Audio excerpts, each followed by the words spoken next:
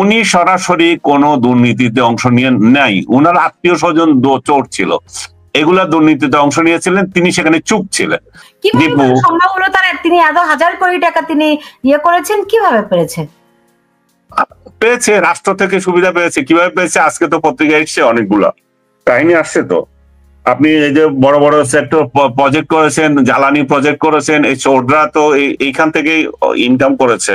এবং শেখ হাসিনার উদ্ধৃতি দিয়ে বলা হয়েছে যে যখনই এই চোরটাকে আমি ইয়ে থেকে ক্যাবিনেট থেকে বের করে দিতে চেয়েছি, তখনই আমার কাছে ফোন এসেছে জয়ের, আমার কাছে ফোন এসেছে ববির, আমার কাছে ফোন এসেছে রেহানার। তার মানে কি এরা গ্যাং হিসাবে কাজ করেছে? শেখ হাসিনাকে অনেকে অনেক ভাবে দোষী করে, আমিও ব্যক্তিগতভাবে ওনাকে অনেক সমালোচনা করি, কিন্তু আমি এইটাও বিশ্বাস করি যে উনি সরাসরি কোনো দুর্নীতিতে অংশ নিয়ে নাই, উনার আত্মীয় স্বজন চোর ছিল।